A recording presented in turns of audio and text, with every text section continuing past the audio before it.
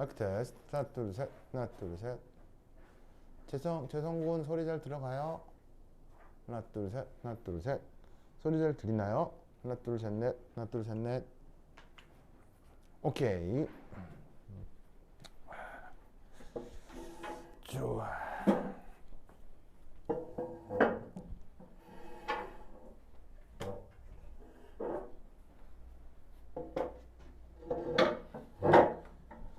아이고, 자, 해볼까?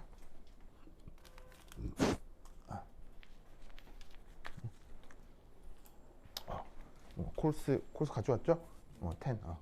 그래. 6.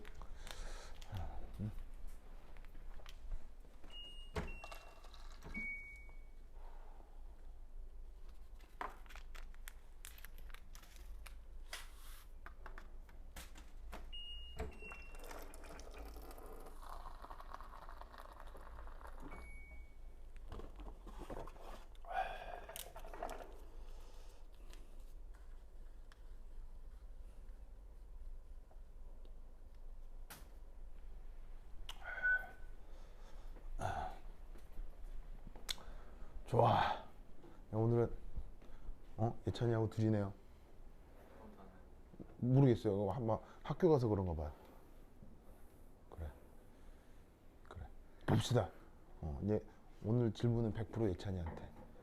예찬아 좋죠? 보자.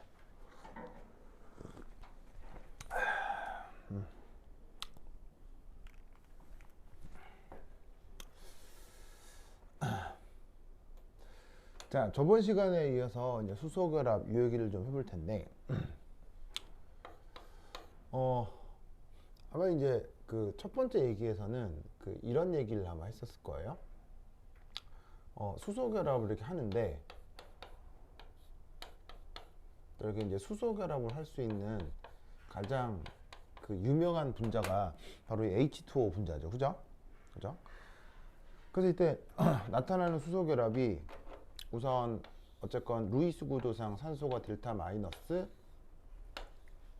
그 다음에 수소가 델타 플러스면, 이때 이 플러스하고 마이너스 사이에 분자간 인력이 강하게 나타나는 걸 요걸 이제 하이드로진 본딩이라고 했었다 이런 말이지. 이찬 오케이? 이때 내가 무슨 얘기를 했었냐면 요 수소를 중심으로 각도가 뭐인 게 좋다? 있잖아? 수소를 중심으로 각도가 뭐인 게 좋다? 각도? 180도. 이 얘기를 했었죠. 그렇죠? 그래서 잠깐 지금 우리가 사용하고 있는 교재의 표지를 한번 볼까요? 교재 표지. 교재 표지를 보면 이렇게 뭔가 그림이 하나 나와 있죠. 그죠? 나와 있죠. 이게 뭐냐면 사실은 많은 과학책, 그러니까 뭐 화학, 뭐 일반화학 책도 그렇고, 뭐 그냥 뭐 중고등학교 교과서에서 나오는 얼음 결정의 구조예요. 그래서 이런 종류의 그림들을 많이 봤을 거예요. 그죠? 그래서 표지에 나와 있는 그림 보면 얼음 결정 구조를 이제 엑스레이로 측정을 해가지고 이렇게 이제 다시 이제 데이터를 통해서 구해 놓은 건데, 그 그림 안에 보면 좀 큰 동그라미가 있고 작은 동그라미가 있죠. 있잖아, 보이세요? 큰 동그라미 누구겠어요? 큰 동그라미. 산소입니다. 얼음 결정의 산소고요. 작은 동그라미 누구겠습니까? 작은 동그라미. 수소겠죠. 그럼 그 작은 동그라미인 수소를 중심으로 각도가 몇 도로 되어 있어요? 각도가 180도, 즉 직선 구조를 갖게 되어 있죠. 그래서 이런 식으로 얼음 결정에서 수소를 중심으로 직선의 결합각이 나오고, 그런 형태로 내부에 이 결정 구조가 만들어지는 이런 얼음의 결정 구조, 이런 거 본 적 있죠? 그래서 실제로 이런 식의 그림에서도 요거 이렇게 나온단 말이야. 근데 이제 이거를 신경 써서 보지 않으면 이게 180도인지 아닌지 사실은 생각을 잘들 안 한다고. 근데 가만히 보면 실제로 이러하다, 이런 얘기를 했었죠. 기억납니까? 맞죠? 오늘을 꼭 기억해 두시기 바랍니다. 자, 그 다음. 자, 오늘은 이제 두 번째. 자, 오늘은 요걸 한번 해보겠습니다. 수소의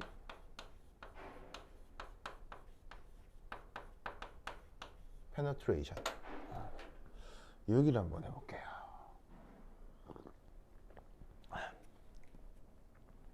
자, 이 녀석은 우선 재밌는 게 이거예요. 수소결합에서 다시.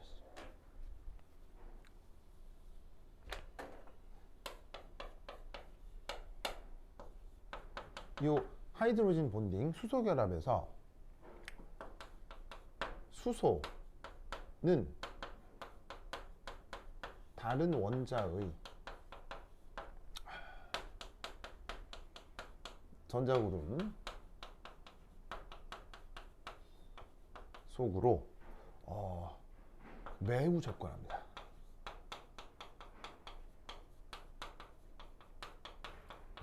아주 강력히 접근합니다. 자, 이게 뭔 말인가 아시겠죠? 자, 예를 들어서 요 산소 슈쇼 그리고 여기 이렇게 CH3 이렇게 달려있는 물질이 있습니다. 혹시 예찬 이 분자의 이름은?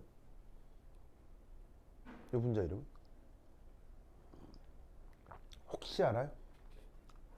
바로 이 분자 이름은 메테인 되겠습니다. 메테이놀이 되겠습니다. 메테이놀. 일본식으로는 메탄올이라고 하는 거고요. 영어 발음으로는 메테이놀이라고 하는 건데, 여하튼 그래서 아마 뭐 학교에서 유기화학 비슷한 걸 배웠으면 뭐 수업 시간 한 번쯤 나왔을 거예요. 그래서 산소를 중심으로 한쪽에는 수소, 한쪽에는 탄소가 있는 거죠. 아까 산소를 중심으로 수소가 있으면 물인데, 이런 식의 산소를 중심으로 수소에 탄소 이런 게 있을 수도 있어요.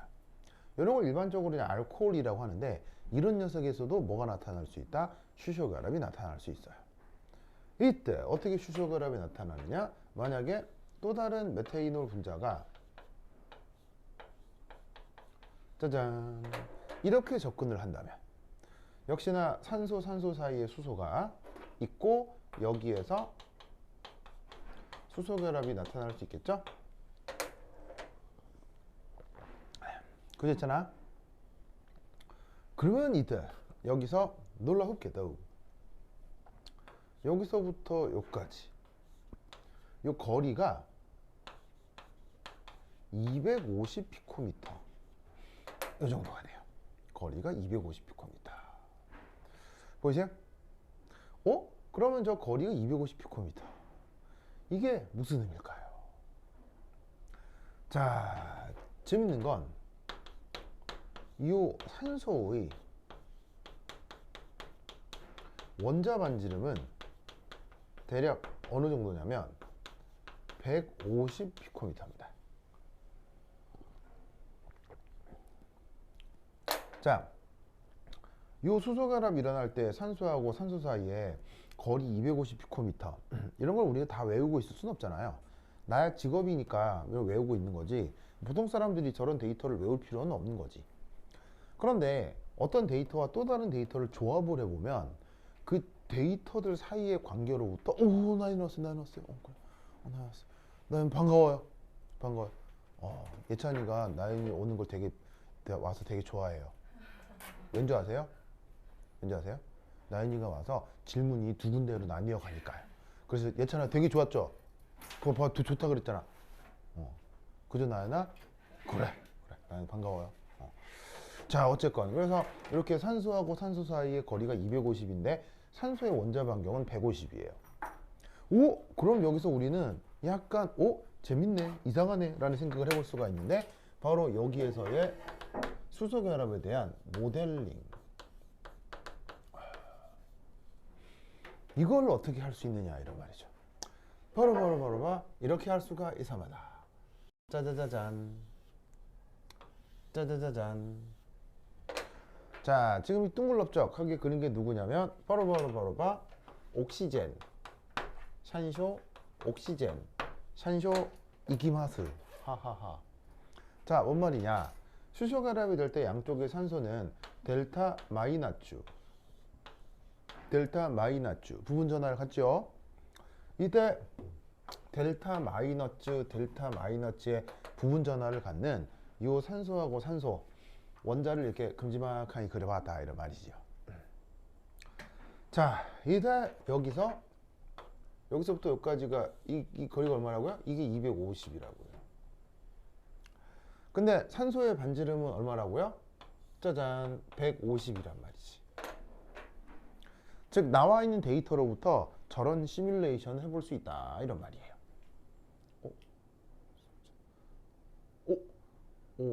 종우, 상혁, 소리 잘 들려요? 종우, 상혁 소리 잘 들어가요? 재성이 오빠도 아까 좋았어요. 좋아. 종우, 상혁 소리 잘 들려요? 에잇. 들려요? 대답을 안 하네. 대답을 안 해. 오케이. 좋습니다. 네. 좋아요.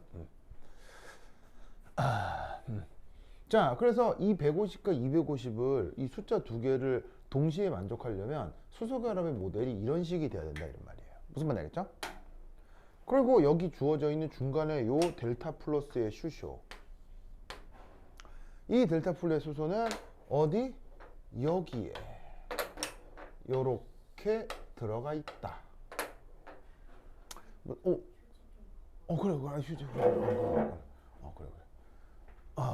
얘잖아. 이런 상황 알겠어요? 이거 알겠어요?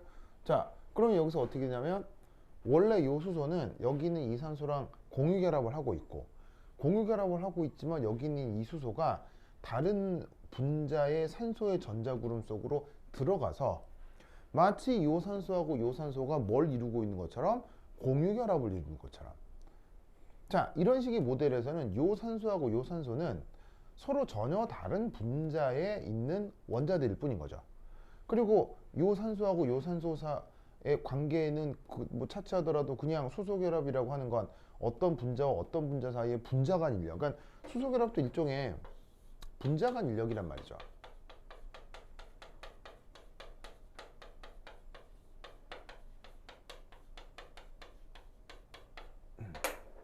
그죠? 그래서 분자간 인력의 한 종류일 뿐인데 놀랍게도 서로 다른 분자의 두 원자가 전자구름이 겹쳐지는 이런 일이 벌어지는 거예요.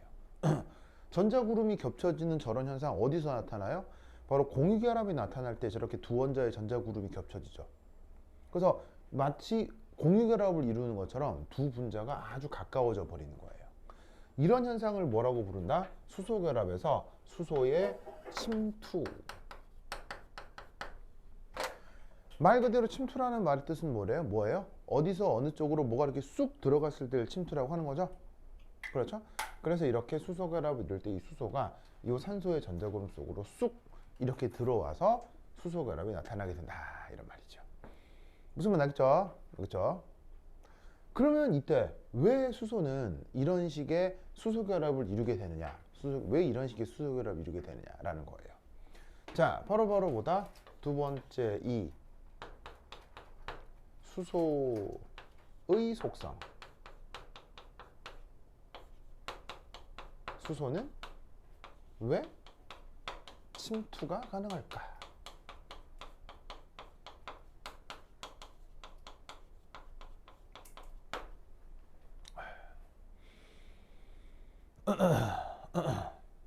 자, 바로 뭐냐면 첫 번째 1.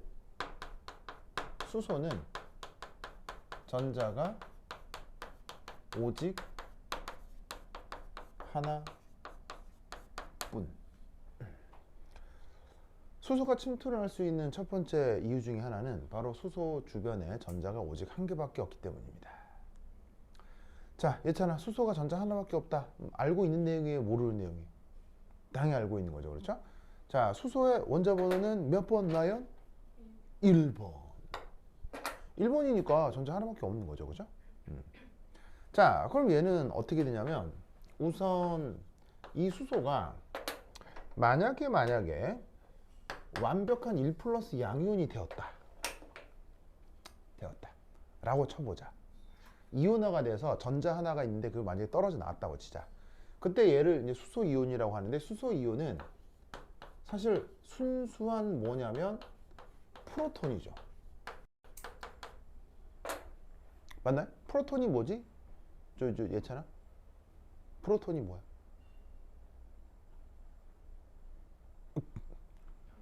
그렇지, 프로톤 양성자. 그럼 생각해봐라. 양성자에는 전자 있어 없어? 일체 전자가 없고 100% 플러스 전하밖에 없지, 그지? 양성자에는. 그러니까 만약에 수소가 이온화를 한다고 해서 만약에 저기 해서 수소가 플러스 이온이 되면 걔는 순수한 양성자가 되고, 물론 이런 공유결합 속에서 수소는 완벽하게 이온화하는 건 아니에요. 완벽하게 이온화하는 건 아니고 이렇게 델타 플러스 보이시죠? 델타 플러스 이렇게 델타 플러스가 돼서 이렇게 부분 전하가 나타나는데, 이거여도 이 녀석은 전자 밀도가 매우 낮죠. 전자 밀도가 매우 낮습니다. 자, 이건 무슨 말이냐면 예를 들어 요 수소에 산소하고 결합했을 때 예를 들면 부분 전하가, 예를 들어서 얘가 만약에 숫자로 쓰자면 0.7 플러스 0.7 마이너스가 됐다고 치자. 빵! 마이너스 플러스가 됐다고 치자. 그럼 얘잖아, 수소에서 산소로 전자가 몇 개 이동한 거야? 몇 개 이동한 거야? 0.7 마이너스 0.7 플러스가 됐으면 0.3개 이동한 거지. 0.3개 무슨 말인지 모르겠어. 아니지. 얘잖아, 내가 바보였군요. 0.7은 너무 크네. 0.3으로 바꿉시다. 내가 머릿속에 생각하고 있는 숫자하고 쓰는 숫자하고 반대가 돼버렸어. 자, 0.3만에 0.3 플러스가 됐다고 치자. 부분 전하가 되면.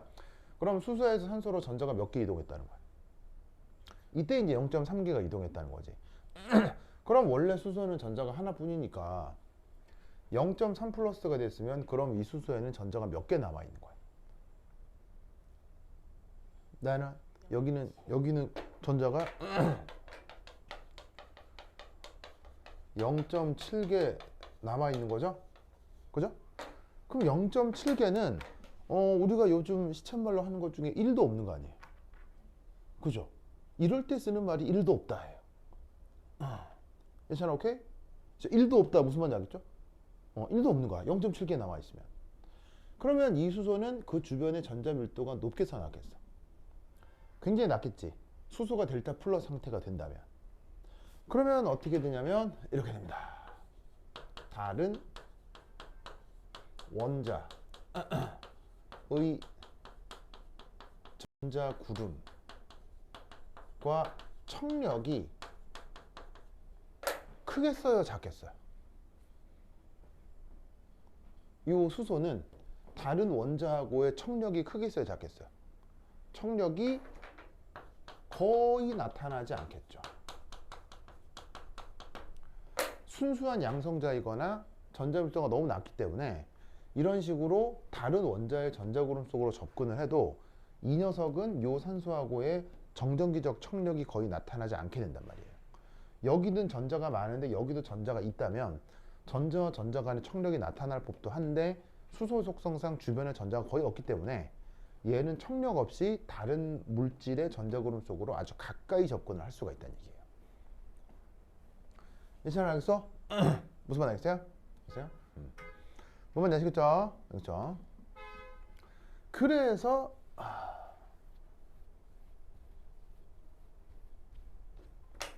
재밌는 사실이 이런 겁니다. 탄소는 수소 결합과 같은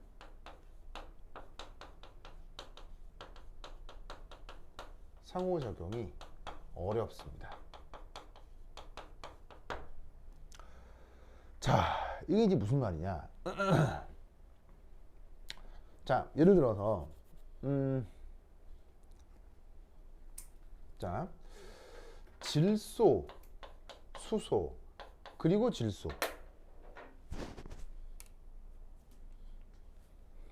있잖아. 그럼 여기에서 요 수소하고 요 질소 사이에 수소 결합 돼야 안 돼.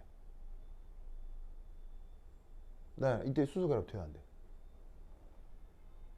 수소가 질소, 질소 사이에서도 수소 결합 돼야 안 돼. 되죠?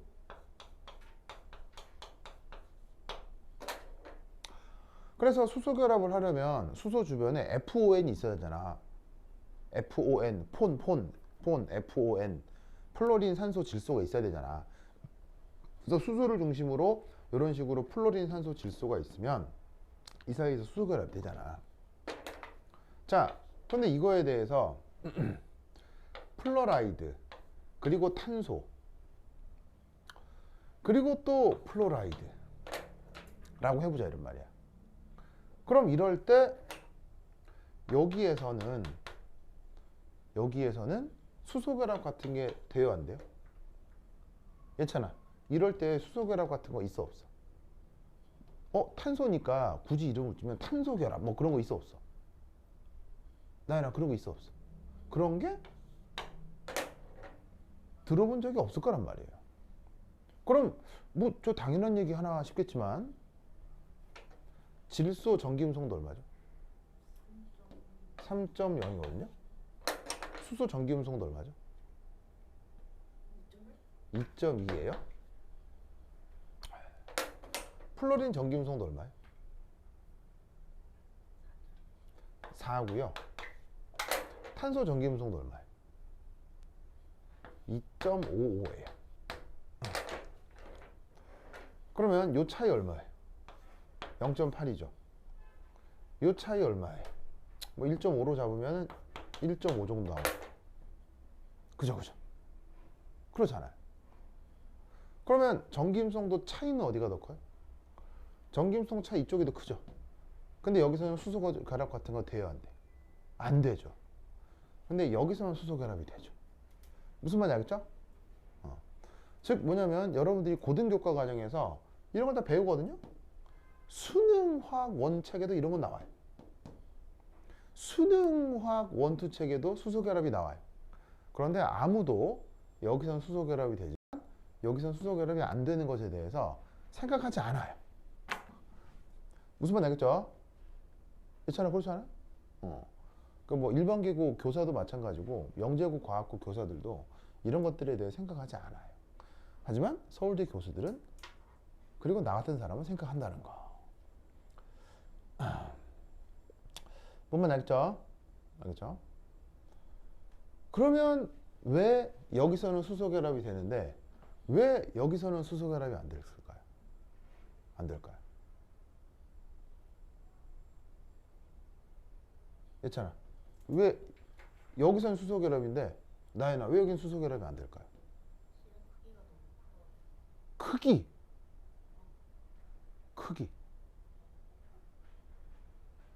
난데없는 크기.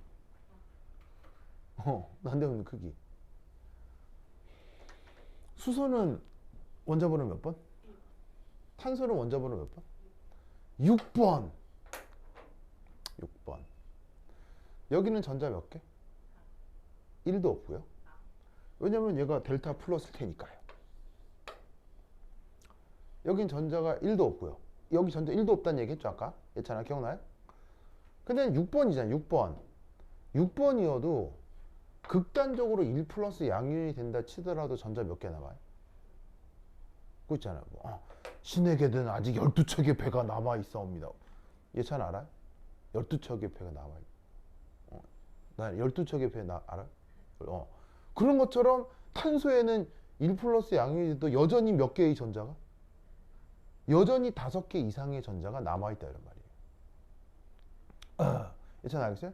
그래서 어떻게 하냐면 요 놈은 탄소 얘기를 좀 하면 1 플러스 여도 여전히 전자가 있다 없다? 전자가 많아요. 그러면 이 탄소가 양이온이어도 주변에 전자가 있잖아요. 그러면 주변에 전자가 있는 것과 이 델타 마이너스 끼리는 서로 인력이 나타나겠어요? 청력이 나타나겠어요? 즉 뭐냐면 플러스인 것과 마이너스 사이의 인력도 있지만 이게 얘가 가지고 있는 전자와 얘가 가지고 있는 전자 사이에는 또 청력이 또 공존하는 거예요. 무슨 말인지 알겠죠? 그 청력의 공존 때문에 이 탄소가 이 플로린 쪽으로 쑥 들어올 수가 없어요. 무슨 말인지 알겠죠? 그래서 탄소 결합 같은 건 없고 그래서 수소 결합만 있는 거예요. 뭔가 알겠죠? 이제 알겠죠? 알겠죠? 그 다음 수소의 속성 두 번째. 자, 여기 줍니다. 여기 줄게. 자,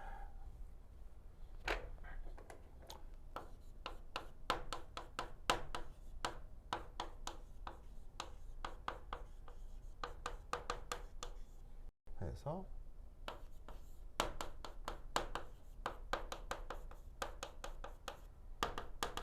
두 번째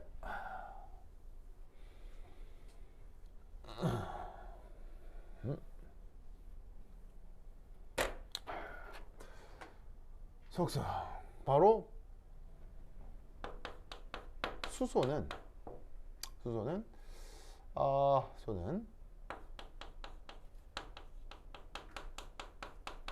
결합선이 또한 오직 한 개뿐입니다. 이게 더 중요한 내용입니다. 자, 저건 또 난데없이 뭐냐?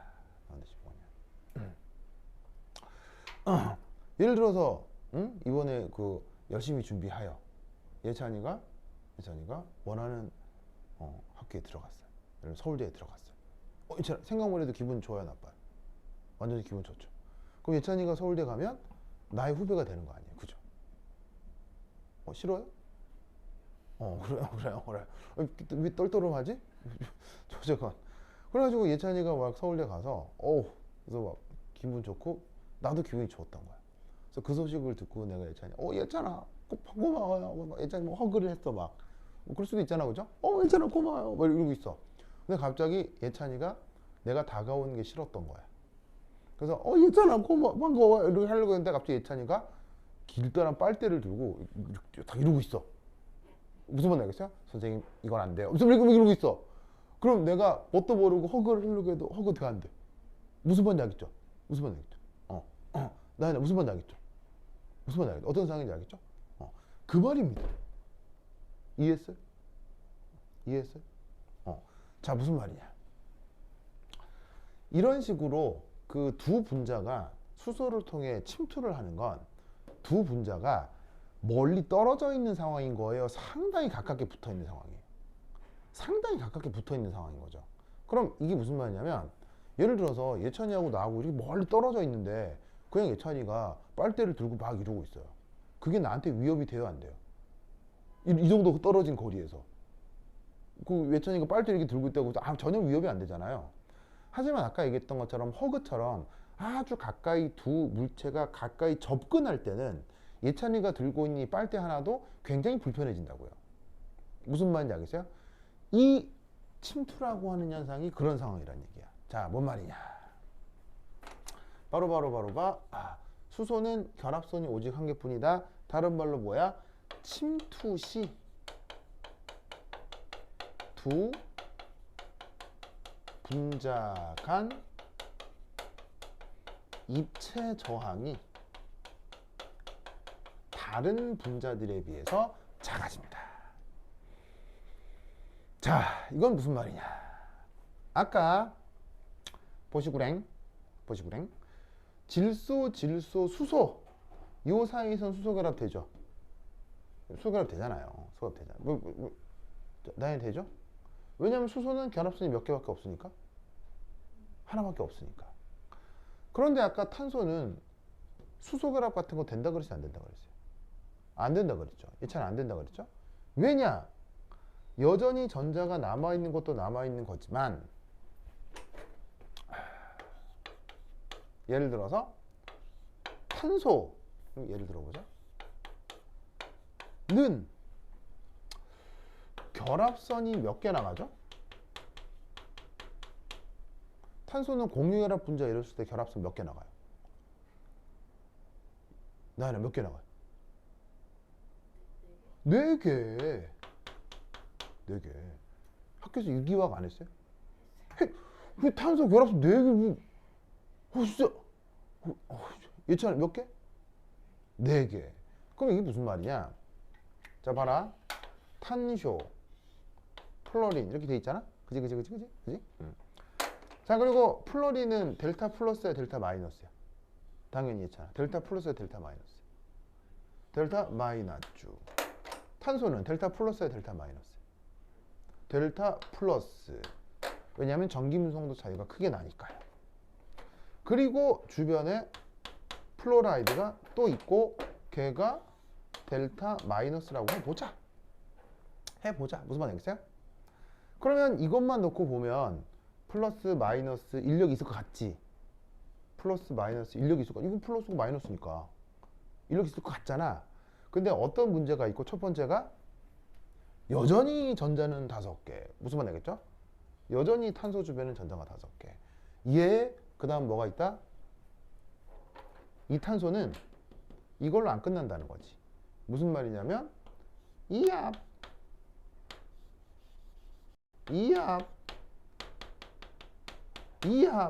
이런 게 또 달려 있다는 거지. 나는 알겠어요? 즉 결합선이 4개가 나간단 말이야. 그럼 여기도 사실은 이렇게 돼 있었겠지.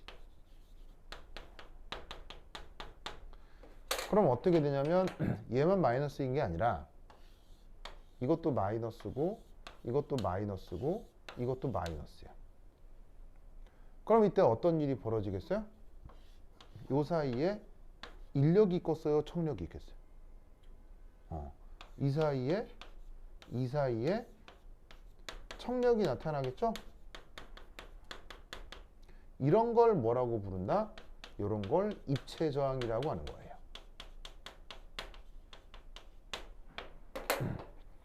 무슨 말 알겠죠? 그러니까 여긴 이 탄소에 그래서 그래 천에 하나 만에 하나 이 탄소에 진짜로 전자가 하나도 없다고 치자. 그래도 주변에 F-는 못 뚫어야 돼요. 다른 결합선에서 유도되는 청력을 이걸 뚫고 들어와야 된다고. 근데 이게 된다 안 된다? 안 된다 이런 말이지. 무슨 말 알겠죠? 그래서 아까 얘기했던 그 탄소 결합 같은 건 나타날 수가 없다 이런 말이에요. 자 그러면 다시 원론으로 돌아가 보자. 그러면 전자가 오직 하나뿐이고 전자가 오직 하나뿐이고 그리고 결합선이 오직 한 개인 원소는 전 우주를 뒤졌을 때 누구밖에 없어? 생각해봐. 주기율표상에 원소가 몇 개 있어? 나연아 주기율표상에 원소가 몇 개 있어? 한 110여 개 정도 있잖아요. 그렇죠? 110여 개. 그 전 우주에 존재하는 모든 원소 110여 개 중 전자가 오직 하나고 결합선이 오직 한 개인 거 뭐밖에 없어?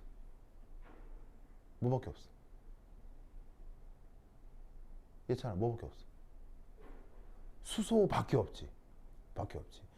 그래서 전 우주를 뒤져도 수소 결합을 할 수 있는 원소는 누구뿐? 수소뿐인 거예요. 이건 타노스가 인피니티 스톤을 튕겨도 다른 건 안 돼. 예찬아 알겠죠? 그래서 수소 결합에서 가장 중요한 원소는 사실 FON이 아니라 수소야. 수소라고. 알겠죠? 근데 보통 학교에서 공부를 하는 학생이나 수업하는 뭐 선생이나 수소 결합에서 수소 얘기는 안 해. 무슨 말 알겠어요? 근데 교수들은 이런 생각을 해. 나도 이런 생각을 해. 무슨 말 알겠죠? 그래서 다시 원래 문제로 돌아가 볼까? 이게 35번이거든? 35번이거든? 35 문제를 보면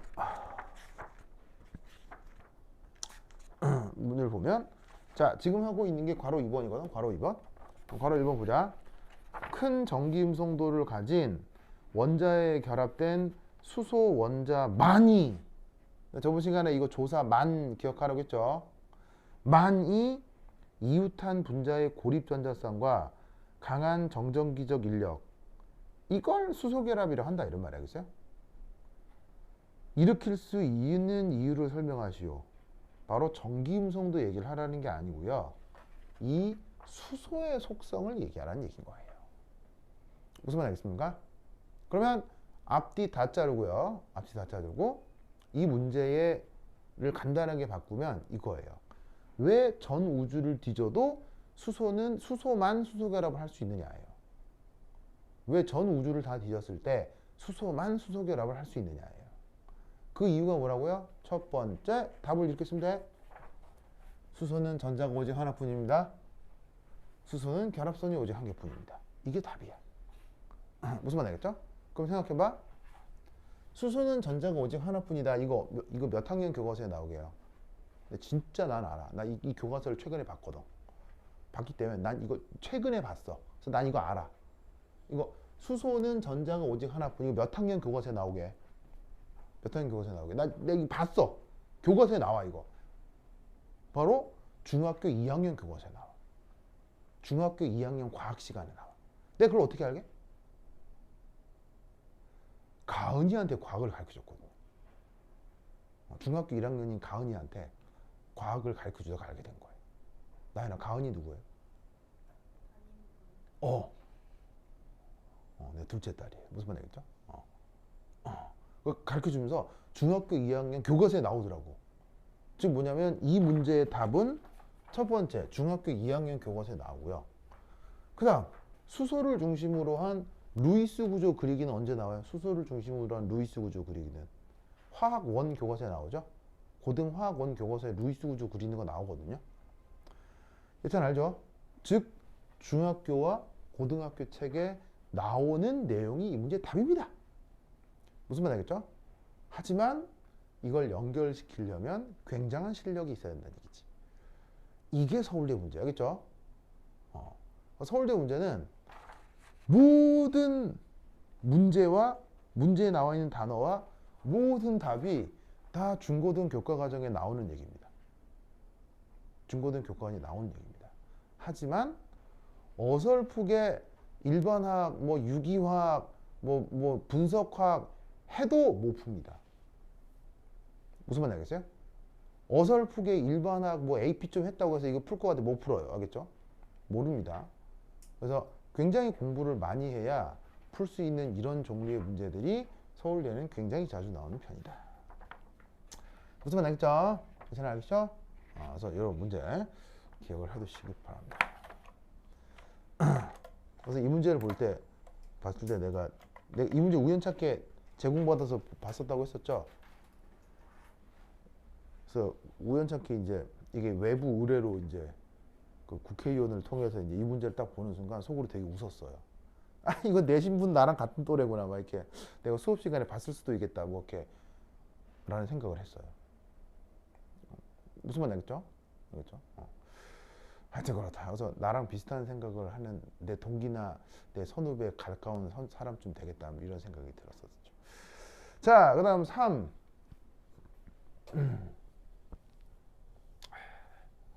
자, 봅시다. 3.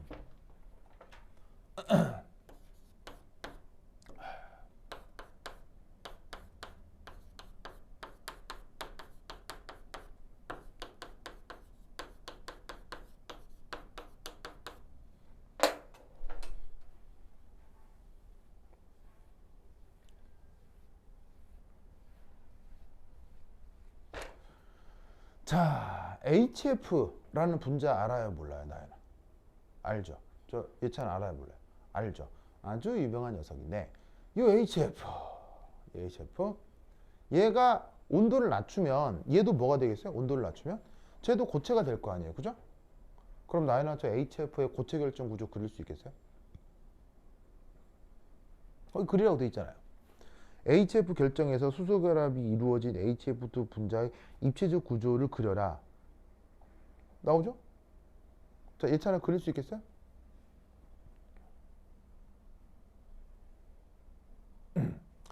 자, H2O가 고체를 이룰 수 있죠. H2O가 고체를 이루는 걸 뭐라고 해요? H2O가 고체가 되었을 때 이름이 뭐예요? 나연. 그거의 얼음. 응? 그거의 얼음 이키마스. 그렇지 않나요? 얼음이라고 하는데 그 얼음에서 H2O 분자와 H2O 분자 사이에는 뭐가 무슨 상호작용을 해요? 예찬 무슨 상호작용을 해요? 지금 얘기하는 것처럼 수소결합 하잖아요. 그래서 그 얼음 결정 구조가 어디 있다고요? 오늘 첫 수업 시작할 때 여기 이 표지 이게 얼음 결정 구조잖아요. 무슨 말 되겠죠? 이것처럼 얘도 자 수소결합 할 수 있는 애예요, 못하는 애예요? 얘도 수소결합 할 수 있죠. 왜? FON 있으니까. FON 중에 하나의 플로라이드가 있으니까 얘도 분자 간 수소결합이 가능하단 말이에요. 그럼 얘도 수소결합을 통해서 고체가 만들어질 텐데 그 고체 그릴 수 있냐고. 그릴 수 있겠냐고. 난 그려볼까? 자, 난 그려봐 한번. 슬쩍. 자, 슬쩍 그럼 그려봐요. 옆에 공란도 있으니까. 예찬이도 한번 그려봐요. 슬쩍. 그려봐. 슬쩍 그려봐. 자, 나연도 한번 그려봐.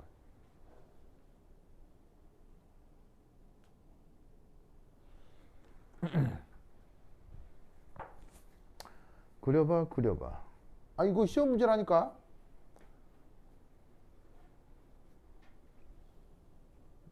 그려봐. 그려봐.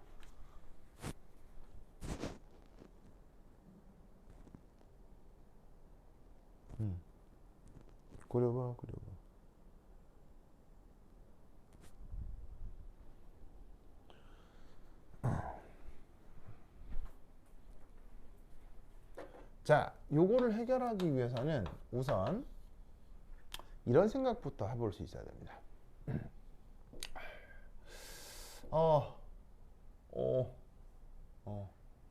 뭐냐면, 그 가능한 하이드로진 본딩의 개수. 자, 이제 뭔 얘기를 한번 해보려면, 첫 번째는,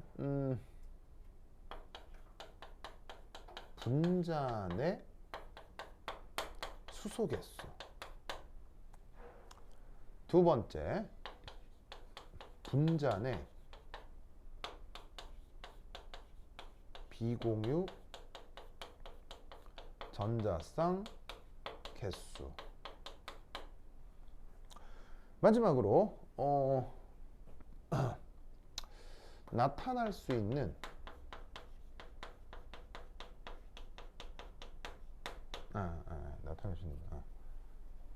한 분자당 가능한 최대 하이드로진 본딩 개수. 우선 여러분은 이걸 해결해야 돼요. 자, 무슨 말이냐? 우선 첫 번째 HF 보이시죠? 그 다음 두 번째 H2O 보이시죠? 마지막으로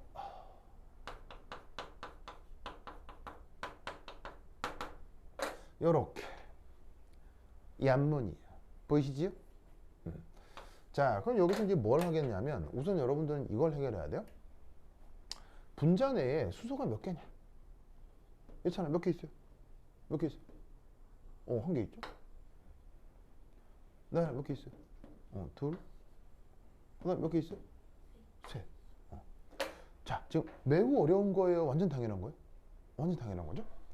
자, 그다음 분자 내 비공유 전자쌍 개수. 그럼 여기서 비공유 전자가 여기도 있고 여기도 있고 여기도 있단 말이지. 여기도 있고 여기도 있고 여기도 있고. 그러면 나연아 몇 개? 세 개. 몇 개? 두 개. 몇 개? 한 개. 자, 이때 저번 시간에 1번 풀 때 어떤 얘기를 했었냐면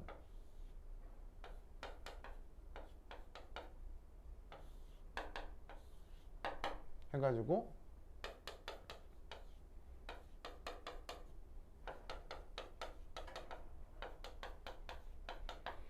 이런 얘기를 했었지.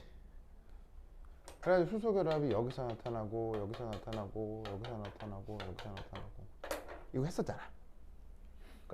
괜찮아? 기억나요? 그래서 수소결합 H2O에 대해서 그리면 H2O 분자당 몇 방향으로 향하고 있어? 몇 방향으로? 네 방향으로 향하잖아. 네 방향으로 향하지만 각각의 수소결합을 평균적으로 어떻게 잘랐어? 절반으로 잘랐단 말이지. 그래서 절반의 수소결합이 하나, 둘, 셋, 네 군데가 있는 게 네 방향으로 향하고 있기 때문에 그래서 산술 평균적으로다가 이게 H2O 한 분자당 수소결합을 몇 개 한다고 그랬어? H2 한 분자당 수소결합 몇 개 한다고 그랬어? 두 번 한다고 그랬지. 두 변의 수소결합이 있다고 했었지? 그러니까 두 개의 수소결합이 나타난다고 했었지. 그게 저번 시간에 풀었던 1번 문제였잖아. 예전에 기억나요? 그러면서 내가 무슨 말을 했냐면 이 수소결합을 이루기 위해선 잘 봐. 짠! 박수 한 번을 치기 위해선 무슨 손바닥과 무슨 손바닥이 필요해? 왼손바닥과 오른손바닥이 필요하다 하잖아. 자, 오른손바닥 하나로 박수 안 되지. 요거 하나로도 박수 안 되지. 즉 오른손바닥 왼손바닥 한 개 있어야 짠! 박수 한 번이 가능하지. 그지? 이제는 그거 아니야? 그러면 수소결합이 나타난다고 할 때 뭐와 뭐가 필요하냐고. 바로 비공호 전연성 하나와 수소 하나가 있어야 박수를 쳐야 한 번에 수소결합이 나타난다고. 그 얘기를 했었잖아. 그러면 H2 한 분자당 수소결합이 두 개가 나타난다는 것을 여기에서 이제 우리가 어떻게 생각해 볼 수 있냐면 바로 봐. 한 분자당 가능한 수소결합의 최대 개수가 H2O 같은 경우는 지금 몇 개? 두 개잖아. 두 개. 인 이유가 이 한 분자 내에 수소도 두 개가 있고 비공호 전연성도 두 개가 있기 때문이야. 어? 무슨 말 알겠어요? 두 개 있으니까 페어를 이어서 박수를 두 번 친 거지. 왼손바닥 두 개, 오른손바닥 두 개가 있으니까 페어를 이어서 박수를 두 번 친 거라 이런 말이야. 됐잖아. 이해했어요?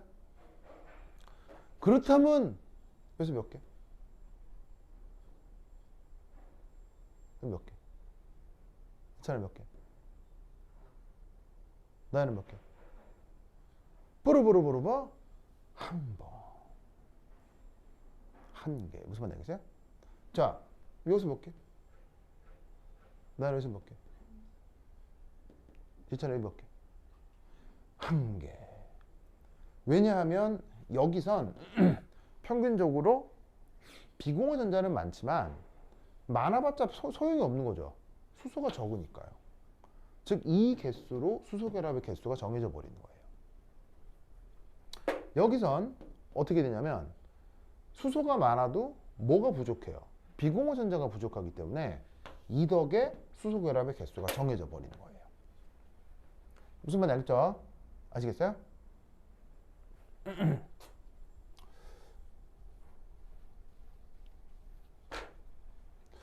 혹시 최근에 TV에 나오는 프로 중에 나는 솔로다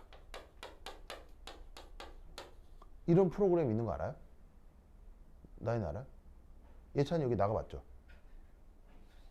나간 거 아니에요? 고3 특집 해가지고 막 고3 특집에서 저 대학 가기 전에 꼭 여자친구를 만들고 싶어요. 우리 예찬이 나가봤던 거 아니에요? 아 그건 아니에요? 그건 아니에요. 저 어쨌건 요 프로 있잖아요. 뭐 꽤 인기가 있는 것 같아요. 근데 나는 학생들이 그 옛날에 무슨 모태솔로 특집에 거기 나왔던 출연자 한 분이 내가 출강을 하고 있는 어떤 학원의 동료 강사였어요. 그래 그것 때문에 학생들이 하도 말을 해가지고 이 프로가 있는지 알았거든요. 그래서 이제 누구라고 얘기를 하긴 좀 그런데 예, 그 어떤 분이 모태솔로 예찬 혹시 모태솔로? 예, 는 아니에요? 자랑하는 거예요. 그래요? 그래? 나 역시 모태솔로. 아니에요? 왜냐하면 내가 연애를 처음 했던 게 대학을 갔을 때거든요. 그래서 나는 중고등학교 때 여자친구를 사귄 적이 못 사귀었어요. 예. 워낙 구려서 그랬나 하여튼 못 사귀었는데 그래서 여러분들은 대단하군요. 좋습니다. anyway. 그래가지고 이제 그 모태솔로 특집에 내 동료 아는 선생님이 강사가 이제 거기 출연하는 바람에 학생들이 하도 얘기를 해가지고 아 이런 프로그램이 있는 줄 알았는데 사실은 이 프로그램에 전신 원래 있던 다른 프로그램이 있어요. 이게 짝이라는 SBS에서 방영됐던 똑같은 포맷의 프로그램이 있어요. 이게 이제 어떻게 되는 거냐면 어떤 숙소에 남자 한 7, 8명, 여자 한 7, 8명을 일주일 동안 합숙을 시켜요. 그러면서 이 둘 사이에서 그 합숙을 시켜가지고 거기서 별의별 에피소드를 만들어 나가고 그래서 마지막 날 그래 저 사람이랑 짝이 됐으면 좋겠어요 했던 뭐 그런 프로그램이 있었거든요. 그래서 원래 이 SBS에 짝이라는 플랫폼이 있었고 이게 굉장히 인기가 있었어요. 꽤 인기가 있는 예능이었어요. 그런데 그게 계속 했으면 되지 왜 이렇게 나는 솔로다하고 플랫폼이 비슷하잖아. 나는 솔로다도 그 짝으로 맺어질 남녀 몇 명 모아가지고 같이 이렇게 숙식을 시키잖아. 그리고 막 여러 가지 에피소드를 시키잖아. 그거 플랫폼이 같은데 왜 이게 아니고 갑자기 바뀌었느냐? 왜게? 바로 이 프로가 굉장히 인기가 있었는데 방송사고가 터졌기 때문이에요. 어떤 방송사고가 터졌느냐? 여러분 이런 말 알죠? 3명이 모여도 거기서 내가 배울 사람이 있다. 이런 말 들어본 적 있어요? 사람 3명이 모여도 거기서 스승으로 삼을 만한 사람이 있다. 이런 뜻이에요. 즉 사람은 항상 상대적으로 나보다도 훌륭한 사람은 어디에나 있다. 이런 뜻인 거예요. 그게 사실은 그 항상 평소 겸손해라 뭐 이런 뜻으로 하는 말이어서 되게 중요한 말이긴 한데 그래서 여러분 나눠주세요. 어디 가나 내가 배울 점이 있는 사람은 어디 가나 있을 수 있습니다. 그 사람이 뭐 성인군자다 그런 뜻이 아니고 어떤 면에 대해서는 아, 저 사람으로부터 저런 면은 내가 배우는 게 좋겠다. 그런 걸 항상 깨우치는 그런 삶을 살라 이런 말이에요. 무슨 말인지 알겠어요? 근데 이것도 있습니다. 어딜 가나 개새끼는 있죠. 괜찮아 그렇지 않나요? 어딜 가나 내가 배울 만한 좋은 사람도 있지만 어딜 가나 악마 같은 놈은 있어 없어요? 어딜 가나 있을 수 있겠죠. 반대급부예요. 항상 어딜 가나 좋은 사람이 있는 것처럼 어딜 가나 악마 같은 놈이 있을 수 있는 거예요. 그래서 어떤 방송사고가 있었냐면 여기에 있던 그 여성 출연자들 사이에 어떤 회차에서 집단 따돌림이 있었나 봐요. 그 여성 출연자들 사이에 뭐 정확한 내막 같은 건 다 보도가 안 돼서 몰랐는데 그래서 그 어느 회차에 예찬이 지금 찾아보려고 그러는 거죠. 그래. 그 어느 회차에 어느 회차에 여성 출연자들 사이에 집단 따돌림으로 어느 한 여성 출연자가 화장실에서 목을 메어 자살했어요. 예능 프로에서. 무슨 말인지 알겠죠? 쇼킹한 일이 벌어진 거예요. 바로 프로그램 폐지되고 그래서 없어진 거예요. 그래가지고 없어졌다가 근데 이 방송사에서는 이 플랫폼이 이게 장사가 된다는 걸 알고 있었을 거 아니야. 그래서 몇 년 묵힌 다음 다시 나는 솔로다라는 이 제목을 바꿔서 똑같이 하는 거야. 왜냐면 해봤잖아. 해보니 돈이 된다는 걸 알았을 거 아니야. 그래가지고 플랫폼을 바꿔가지고 이름을 바꿔가지고 똑같이 하고 있는 거지. 그래서 옛날에 나 이건 많이 봤거든요. 많이 봤는데 같은 플랫폼이어서 아 그래 대충 뭐다 느낌 와가지고 보진 않았는데 아까도 얘기했지만 그 아는 동료 선생이 여기 나가는 바람에 출연하는 바람에 나도 이제 그때 이제 처음 존재를 알게 됐죠. 이때 이런 짝짓기 프로그램의 항상 마지막엔 최종 선택의 시간이 있잖아요. 그죠? 그럼 생각해봐라.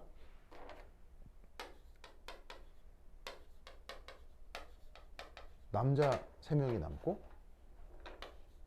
여자 1명이 남았어요. 그러면 최종적으로 존재할 수 있는 최종적으로 살아남게 되는 커플은 최대 몇 커플이에요? 제발 여기서 뭐 선생님 저의 취향은 특별해요. 뭐 그러지 말고요. 그냥 그러지 말고 알겠죠? 저의 취향은 특별해요. 그러지 말고 그냥 보편적으로 좀 흔한 커플 기준입니다. 알겠죠?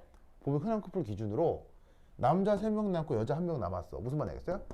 그럴 때 뭐 다쳐 이상한 말 하지 말고 뭐 그런 거나 뭐 그런 거나 아니면 LG 트윈스 뭐 이런 얘기 하지 말고 무슨 말 알겠어요? 그런 얘기 하지 말고 그냥 아주 보편적으로 흔히 나타날 수 있는 커플을 얘기하는 거 알겠어요? 자, 최종적으로 이렇게 나오면 눈에 보이는 최종 커플은 최대 몇 개 만들어지는 거예요.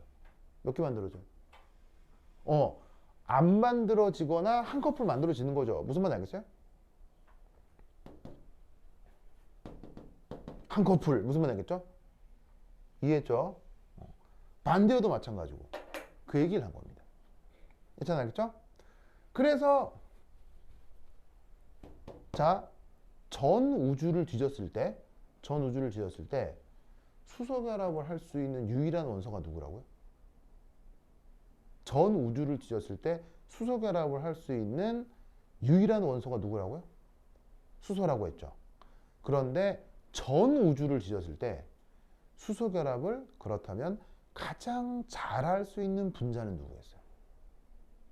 전 우주를 뒤졌을 때 수소결합을 가장 잘할 수 있는 분자. 이건 타노스 할아버지가 와도 안 돼요. 알겠어요? 이거밖에 안 돼요. 전 우주를 뒤졌을 때 수소결합을 가장 잘할 수 있는 분자. 누구였어요? 이놈이라 이런 말이에요. 즉 분자 간 이루어질 수 있는 수소결합의 가능성이 가장 많은 게 물이에요. 그래서 H2O는 꼭 지구에만 있어요? 다른 행성들에도 발견돼요? 자, 예를 들면은 인간처럼 이렇게 고등한 물질은, 고등 생물 물질은 다른 행성에서 발견돼요?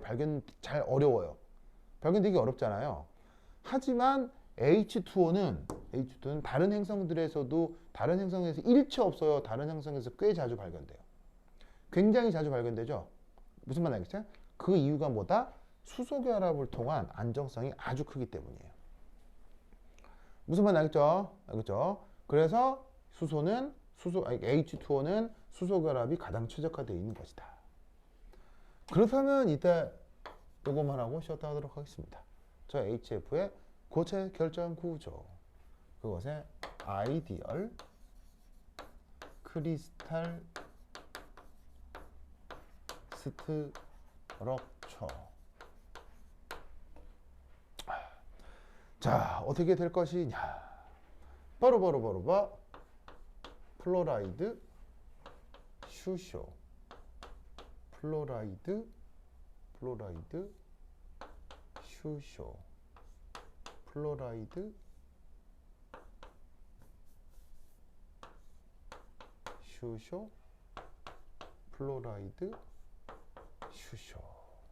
슈쇼에서 수소결합이 요렇게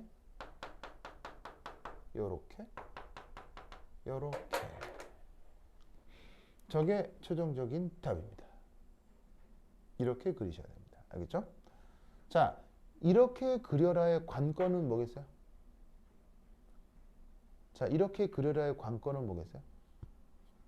첫 번째, 나연아 몇 도? 180도. 수소결합에서 수소를 중심으로 180도 하겠죠? 괜찮아겠죠? 그리고 몇 도? 나연아 몇 도? 114도쯤 됩니다. 114도쯤. 자, 물론 114도를 외울 수 있어요? 외울 수는 없어요. 114도를 외울 수는 없습니다. 외울 수는 없기 때문에 이때 얘는 뭐다? 플로라이드를 중심으로 벤트, 우리말로 얘기하면 구분형으로 그리셔야 합니다. 알겠죠? 구분형으로 그리셔야 됩니다. 그럼 예찬아, 자, 수소를 중심으로 180도인 건 계속 얘기했죠? 수소를 중심으로 백업집도 있고 계속 얘기를 했고, 그 다음 플로라이드를 중심으로는 왜 구분형일까요? 이것도 고등화학원 교과서에 나옵니다. 고등화학원 수능에 출제됩니다. 왜 저 결정 구조에서 플로라이드를 중심으로 왜 구분형이 될까요? 예찬아. 좋아.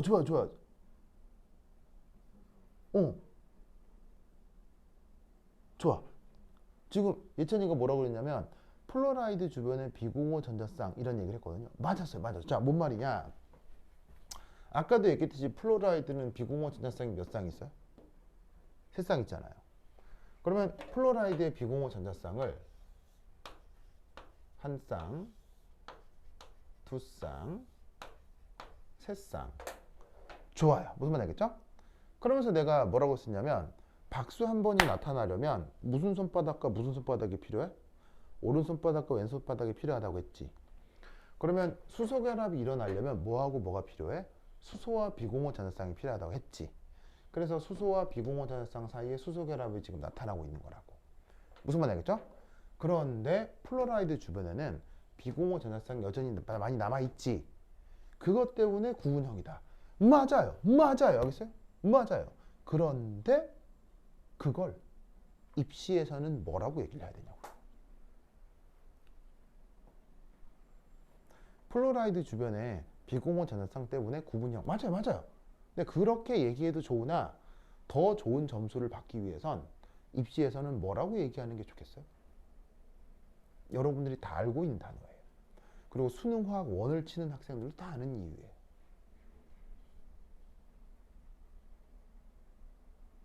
비공호 전자쌍의 척력 때문에 구분형. 맞아요. 그렇게 얘기도 되는데 더 좋은 답이 뭐냐고요.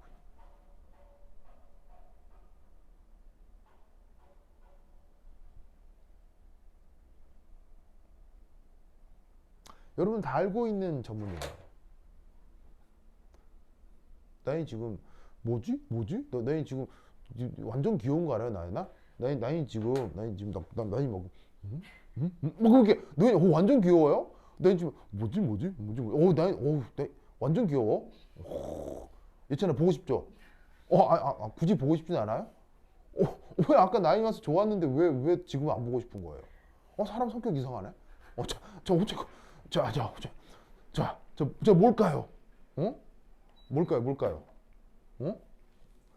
내 써주면 허탈할 텐데 다 알고 있는 말이라 바로 봐. VSEPR이요. 무슨 말 알겠어요? 자, VSEPR 우리말 번역은 뭐예요? 자, 이유를 물으면 교수한테, 자, 교수가 여기 왜 벤트예요? 물으면 교수한테 VSEPR 때문입니다. 그럼 교수가 오케이 하고 넘어가요. 알겠어요? 얘는 완전 그러니까 뭐 전자쌍 사이에 척력이 어쩌고 하는 것보다 교수 VSE 하면서 오케이요 넘어가 그냥. 그 뭐냐면 그 전문 용어로 이미 모든 걸 설명하고 있기 때문에. 그래서 사실은 이런 입시 과정에서 답을 얘기할 때는 내용을 얘기하는 건 좋지. 근데 그 내용을 축약해서 뭐로 얘기하는 것, 전문 용어로 얘기하는 걸 교수들은 아주 좋아해요. 무슨 말 알겠죠? 그럼 이걸 다 알고 있는 말 아니야. 그럼 이거 우리말로 뭐라고 번역해요? VSEPR. 바로 원자가 전자쌍 반발 이론이라고 하잖아요. 우리말 번역이. 영어로는 밸런스 쉘 일렉트론 페어 리펄전이요. 이건 수능화학 원을 공부하는 일반기 고등학교 학생들도 저 말은 알아요. 이제 알겠죠? 자, 그 다음 하나의 수소 결합을 딱 절반으로 나눠서 산술 평균적으로 절반의 수소 결합이 나누어 들어간다라고 얘기했었죠. 그럼 여기에서도 산술 평균적으로 절반의 수소 결합이 나누어 들어가겠죠. 그러면 이 HF 한 분자를 놓고 보면 이 결정 구조상 몇 방향으로 수소 결합을 하나요? 나연아 몇 방향으로 수소 결합해요? 몇 방향? 두 방향으로 수소 결합하지. 근데 각 방향당 수소 결합 몇 개 있는 거야? 반이지. 더하면 몇 개? 한 개. 무슨 말 알겠죠? 그렇죠? 그래서 앞서 얘기했던 요 논리 구조 역시 이 구조에 포함이 되어 있는 거예요. 무슨 말 알겠죠? 그렇죠? 그래서 이 모든 것들을 담아서 이렇게 그리고 설명해 주시면 됩니다. 알겠죠? 오케이, 됐다. 그러면 한 10분 쉬었다 하도록 하겠습니다. 화장실 갔다 오세요.